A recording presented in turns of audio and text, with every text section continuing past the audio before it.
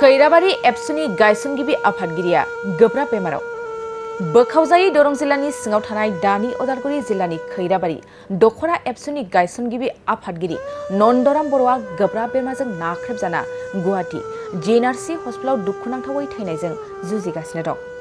1961 मायथाइयाव खैराबारि देहानफारा गामियाव जोनोम मोननाय नन्दराम बर'आ जौसिन फरायसालिनि जोबथा आनजादखौ फोजोबखांना बर' हारिनि थामोनथा रैखाथि आरो जौगाथायनि थाखाय गावखौ बाउसोमनाय बिथां नन्दराम बर'नि खाथियाव दिनै बर'नि दैदेनगिरिफ्रा खबर लानो रावबोआनो सम गैया।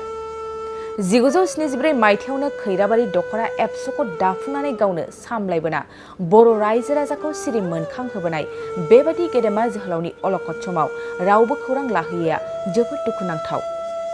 रावजोंबो आफस खालामै गोख्रों दैदेनगिरि नखरनि गाज्रि हालोदनि थाखाय गोबाव समनिफ्रायनो गोब्राब बेमारजों भुगिनांबोनायखौ नुनानै खैराबारि दखरा एबसुआ मिथिनाय लोगो लोगोनो गाज्रि हालोदखौ नुनानै गुवाहाटी जेएनआरसि हस्पिटालाव मैया हाखा दावरावै थिसनहैयो।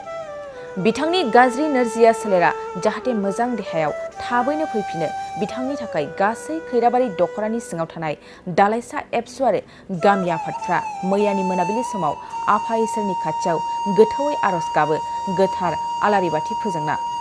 आथिखालाव नन्दराम बर'आ जेएनआरसि हस्पिटालाव फाहामथाय लागासिनो दं। नाथाय नुजादों रांनि आंखाल। मेजर अपारेशन खालामनो गोनां जानायाव नुजाथिदों गोबां जेंना। गेदेमा बर'नि दैदेनगिरिफ्रा बिथांनि हारिनि थाखाय मैखोम बाउसोमनायखौ गोसोखांना एफा एनै हेफाजाब होफैयोब्ला बिथांनि सोलेरा मोजां लामायाव फैफिनगोन। अननायनि नोजोरजों बयखौबो हेफाजाब आरो मदद होनो खावलायदों खैराबारि दखरा एबसुआ। नैबे समाव आंनिखौनो दुखुजों फोरमायनो सानदों। जोंनि खैराबारि दखरा बर' फरायसा आफादनि जि गायसनगिरि आफादगिरि मानगोनां बिथां नन्दराम बर' बिथांनि जि देहा सावस्रि जोबोद क्रिटिकेलाव दङ। बिथांनि मुङैनो जों दिनै बिथांनि देहा सावस्रिया जाहाथे गोग्गो देहा मोनफिनो बिखौ लानानै जों आफा इसोर बोराइ बाथौनि सेराव आरज गाबनानै जों आलारि बाथि सावदों।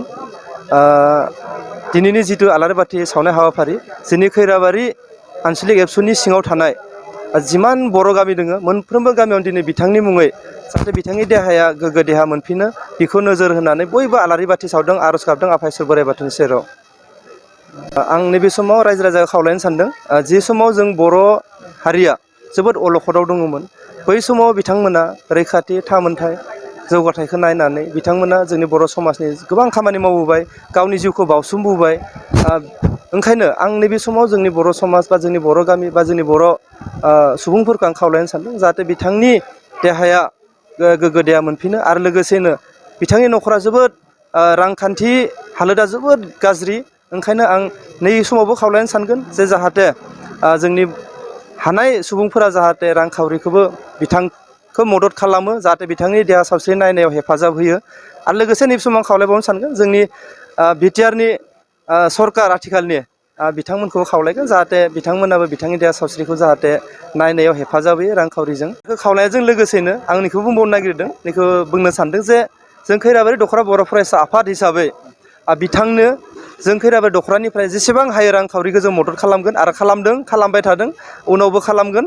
आरो मेडिकेल लांनायनिफ्राय जों दिनैसिम जों थांलाय फैलाय खालामदों मेडिकेलाव दिनैनाय नायहैनाय जों खैराबारि दखरानिफ्राय कन्टिनिउसलि बिथांखौ हेल्प होनो रेडि आरो खालामबाय थादों।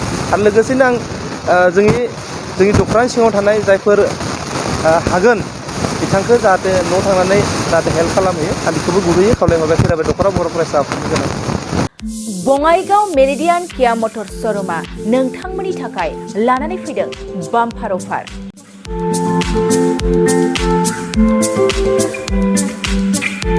नोंथांमोना सोरबाफोर मेरिडियान किया मटर श'रुमनिफ्राय गारि बायनो गोसो दं अब्ला बङाइगावआव थांनानै बायहैनो हागोन। बे बाम्पार अफारफ्रानो जाहैबाय सेल्टस गारियाव 1,25,000, क्लेरेन्स गारियाव 1,50,000, सनिक गारियाव 50,000सिम खम बेसेनाव मोननो हागोन। नोंथांमोना गोसो गुदुं अब्ला थाबैनो नैबे जानबुं नङाव सुलाद लाहरनो हागोन। जानबुं अनजिमायानो जाबाय 0629213455।